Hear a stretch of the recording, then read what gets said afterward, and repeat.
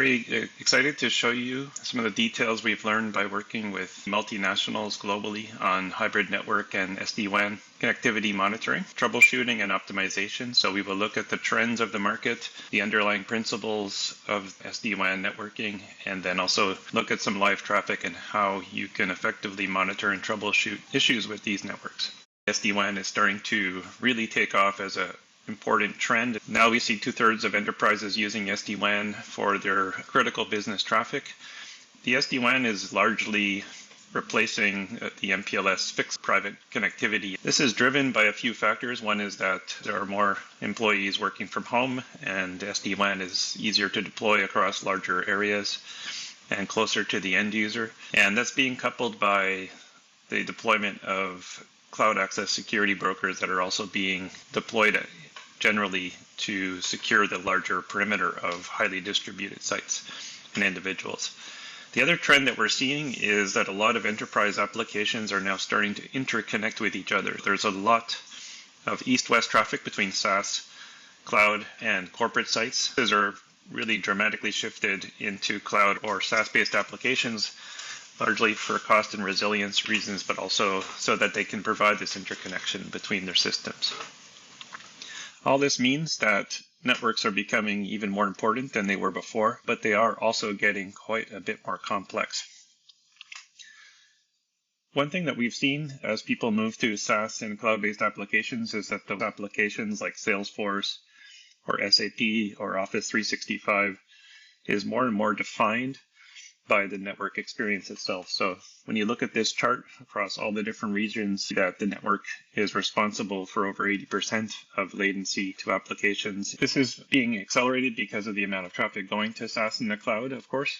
But what's concerning when you look at IT organizations and network operations, that often the tools that they have available to them don't really effectively resolve this new kind of network dynamic. There's a lot of other connectivity options being combined together into these connectivity fabrics that we see today across on-premise, remote workers connecting in through VPNs, remote branches or manufacturing sites that need to connect to each other, but also to SaaS and cloud, as well as private data centers.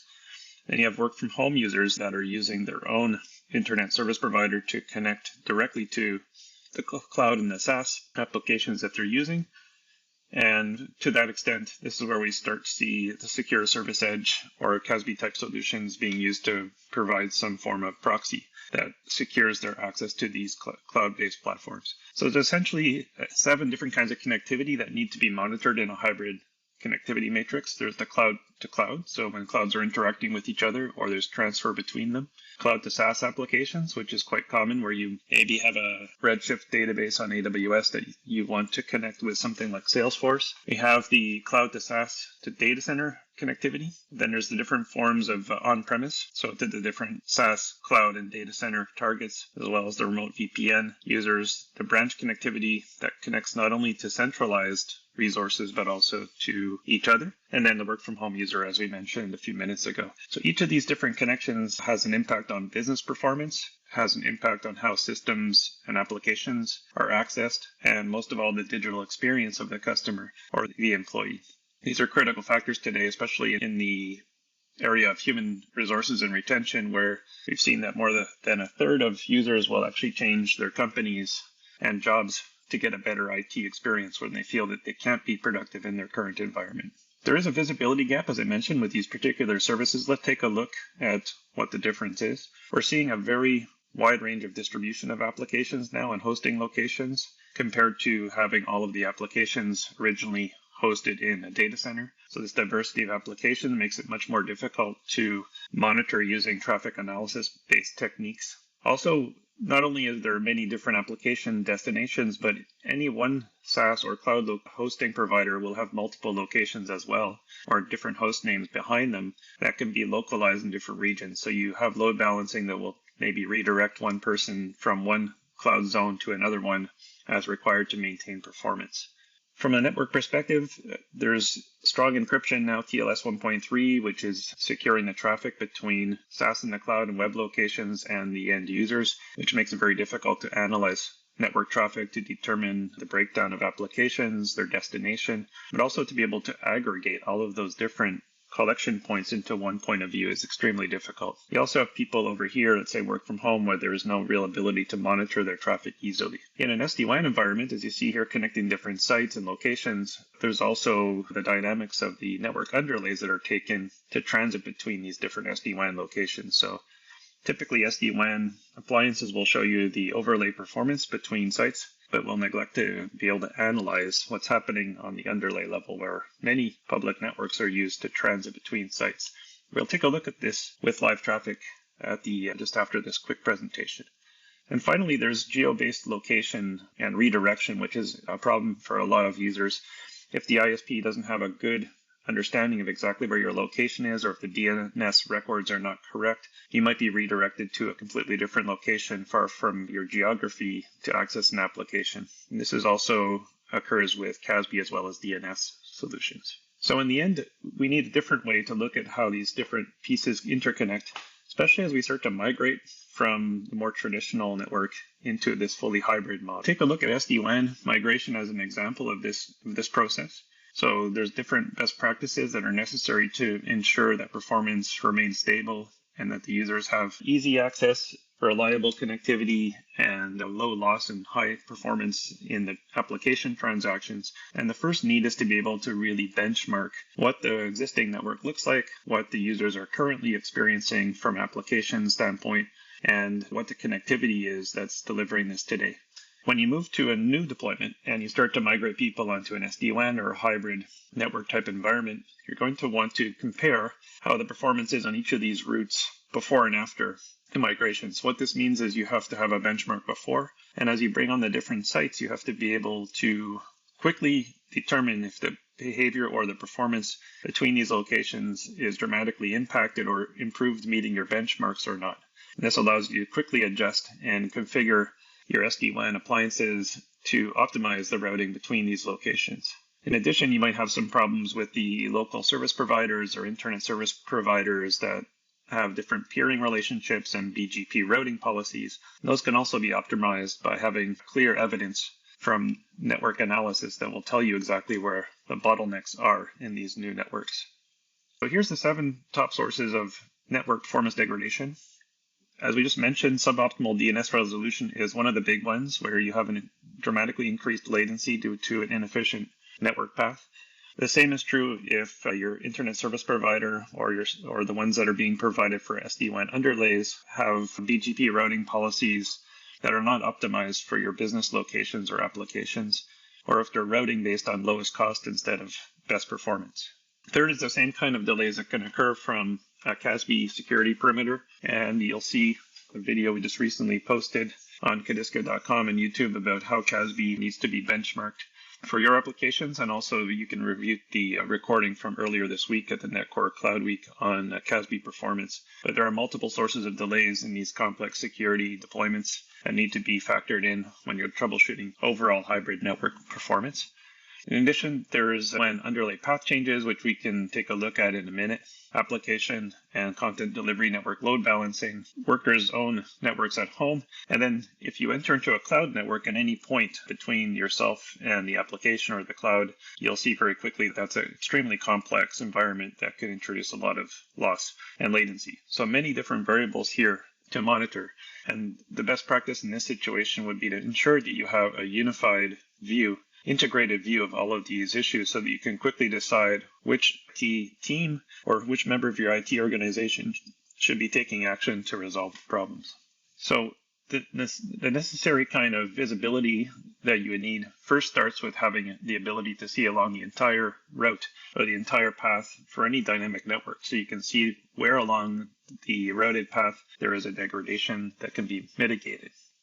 This also includes the ability to look at both SD-WANs on the overlay, so how the sites are connected, but then the underlying networks that allow them to transit the traffic. The ability to look at each hop along the path to know where latency and loss is most occurring, so you can pinpoint the operator or the location that's causing the problems. And then be able to look back in time at the path performance by region or site or user so that you can trend and predict and proactively look for issues that you could mitigate. And finally, it's actually quite useful to be able to measure network performance in the context of the end user's application performance and their digital experience. And this is because if you have the context of the user, often you can find that when they call the help desk and complain about poor performance, that many times it's not the network. And if it's not the network, then you don't want your IT teams spending time analyzing networks that are actually not at fault. So understanding where the problems are when there's so many different kinds of sources is actually quite important. So I'm going to show you a demo, but first I will give you an example of how Kadiska monitors this kind of complex network environment. Primarily, the enterprises will deploy what we call an enterprise test station, which is for network path analysis and end-to-end performance analysis to test between sites proactively using synthetic testing.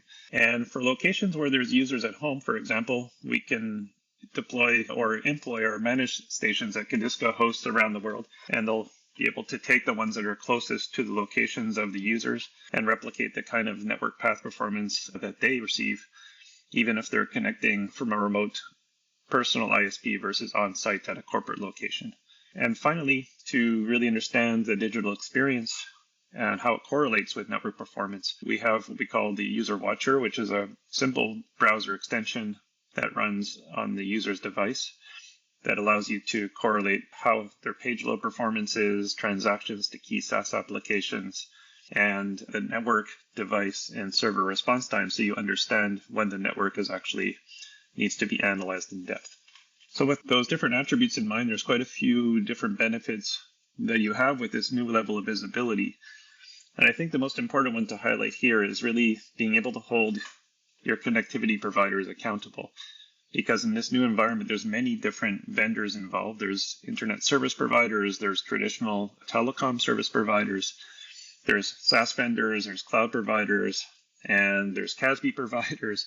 So we're really talking about a world now where there's much less control directly in the hands of the IT organizations, but the ability to provide evidence and show them directly the problem is theirs creates a much more productive conversation between yourself and those vendors, and it leads to a much faster resolution time. It also helps you ensure that the SLAs you have with those vendors are being respected and enforced. So what I wanted to do is show you 3 quick examples of what it looks like to see hybrid networks from the inside. So what I'll do here for a second is I'm going to stop sharing this and I'll bring you to view of the Kadiska platform. And we're going to take a look at a couple of different elements in the platform. The first is we're going to look at the user experience side just to see what it looks like to understand quickly if a problem that is being reported is actually coming from the network, the server, or the client side. So if I take our website here at Kadiska.com as an example, I'll zoom this in to make it a little easier. If I click on that, I can directly see the application performance for different users, and you can see rapidly the number of people that are connected, how long that they're using it for, and then the latency, average latency to reach our server, and how long it takes to load the full page in, and the loading progression over time. So how did it look like yesterday or earlier today? And so you can see any variation in the loading time, as well as whether there's any errors or not. So very easy to see what's going on with the server, with the application, how it's perceived in different regions. But you can also see by the service provider for remote users which ones are having different kinds of problems. So we can easily hover over this, for example, and show that in this case, the network side, which is represented by the yellow, is actually very fast, but the problem is split over data transfer time and server response time. Here we have a problem with the user's browser where it's waiting to process, let's say something like the CSS to make sure that the page can be rendered properly. And then you have other users where, depending on how they connect, they have sometimes very long network times. 97 milliseconds to connect plus a network setup time, 75 milliseconds, for example, is too long to have a productive Teams call, for example. So we can show you quickly which networks are having the biggest problem, whether they're CASBs or SD WANs from any one of these type of providers, for example. And then you can also see down to the user level and see who's being impacted for a specific kind of application. So if I took that as an example, it's good to see which users are being impacted and what's their reasoning for that. So this user, for example, has a very long network problem time. If we filter on them, we can also learn a little bit more about how they're using the platform and where the problems have come from. So this is really the processing times. This is their provider, and we see that they're actually located in the United States. What this tells us is we can then go and do a detailed analysis of what the network performance looks like from those locations to understand if the hybrid network is performing properly or not. So I'll show you an example of something that represents more of an SD WAN type environment. So what we're seeing here now is all the locations around the world where we're testing with Kadiska's managed test stations, so you can see how many we have globally. But if I wanted to show you something like something represents what SD-WAN configuration network might look like, I'll take an example of an SD-WAN that will connect together, let's say, 3 different cloud sites. And we'll take a look at that. And so you have one here in California, one in Paris, one in Sao Paulo in Brazil, and we want to see how these 3 different sites are connected together. So by selecting the 3 sites together, we'll be able to actually analyze how well they perform. And you can see there's already some loss on each one of them and a fairly long latency, which would be expected from the distance that they have to each other. And these are the kind of basic metrics that you get from an SD-WAN integrated native monitoring capability directly from the SD-WAN solution provider. It's not quite enough to know what's going wrong or why there's loss or latency, but this is the kind of information that's provided with those solutions. If we wanted to go into a deeper look and see what's happening underneath the scenes, we can do a path performance analysis, and I'll shorten this down to, let's say, 24 hours. And what we're doing here now is we're testing from each of those locations to all the other locations. So from Sao Paulo to Paris, from Paris to California. And the reason why this took a few seconds to come up is because it's a very complex network underneath. What we're seeing here is all the different service providers, but at some point, the traffic in almost all these cases transits into the Amazon cloud network, which is what this crazy complex network is in the middle. So what I'll do to simplify this view, I'm going to reduce it down to the different autonomous systems and providers. You can see more clearly, this is all of those down to something simple. And now we can click on, let's say, California and see how California is connecting to the other 2 SD-WAN sites, or how Paris is connected to the other 2 sites, and so on. So you can look at it from both directions and see what the performance is. And we could also look and see where the delay or the loss is in any given combination. So if I pick Paris to, let's say, Sao Paulo, we can see that the largest delay occurs here, which will be when we're moving from one service provider to the other side of the Atlantic. So very useful tools to be able to find out very quickly which routes are causing the problem, and if you have a loss between which operators, so that you can resolve that. So this is the example of sites connecting to each other, but I want to show you what it looks like to be able to do an underlay performance analysis from simply one site to a particular application.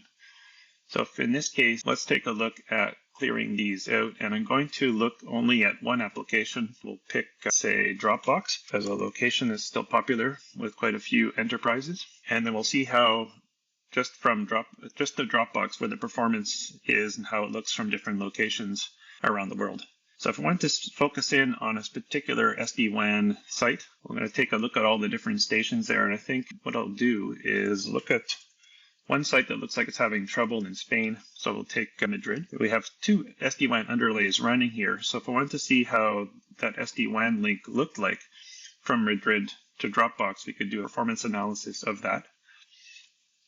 And what you'll see here is that if you can imagine, this is actually one SD-WAN site in Madrid, and they're using 2 different ISP underlays to get from there to Dropbox. If you look at that, you can see one underlay is going through this service provider, Ascense, then passing to another one, the Spanish Internet Exchange, and then it's actually crossing over to Ireland, and then it's getting to Dropbox, which is hosted in Spain. So a bit of an inefficient route to go to Ireland and back to Spain when they were already in Spain. But the other underlay is actually even more significantly slow because it's passing through many different hops, through the Netherlands or through level 3 in Spain, then back. And so you can see in the end, it all converges back to the same location. If you were configuring your SD-WAN, you would pick the one that has the lowest latency. So in this case, the better performing route looks like the red one most of the time. So this is this route here, but when once in a while there's a big spike in the red one, and then it would be actually better to pass to the first internet service provider during that time. So this would help you optimize the routing tables and the BGP policies that would impact your SD-WAN. And that this definitely helps understand also which service providers you should select to use in your SD-WAN as an underlay and whether they're performing properly or not. You can see things like this loss over here for that one particular provider was probably something that created quite a few problems and disruptions with, say, Microsoft Teams call or Zoom calls. One last thing I want to show you before we wrap up the webinar is that this is a simple scenario of what it looks like for an SD-WAN to connect through the underlays to a particular application. But it's actually not typical that this is the way it works. Normally, if I pick a different application, so in this case, I'll switch this to HubSpot, which is the CRM that we're using. We'll see a more typical behavior, which makes life even more complicated and important to be able to measure properly. I'll pick a couple of stations here. So what we know, HubSpot is more than just one server. There's a number of different host names that actually are required to reach to get the different services. And this is a more typical example of what you would see from the different underlays, is that actually each underlay has to reach different hosts, the CDN, the APIs, and the application itself to make sure that the digital experience in the application performs properly. So you can see with this that it's actually far more complex than just different sites reaching one target, because if you enter into one ISP, you might actually be directed to one HubSpot API server, but if you come back later, you might be directed to a completely different API server. So this one's in Canada, for example, and this one here is also in Canada, so it's going through the Cloudflare network. If you're looking for the other ISPs, sometimes they're connecting to completely different targets. And this is what could create extreme difficulty in terms of troubleshooting issues that are happening across an SD-WAN. So this kind of tool that allows you to see the underlay quickly and have those conversations with your service provider can really truly accelerate how your teams work together and help you realize the benefits of SD-WAN in terms of cost and performance much more quickly. So that's the demo I wanted to show you in terms of SD-WAN monitoring. You can also hybrid network monitoring, just to show you how quickly you can find the problems that are impacting your users based on their digital experience that you can measure, or just based on network path and network performance.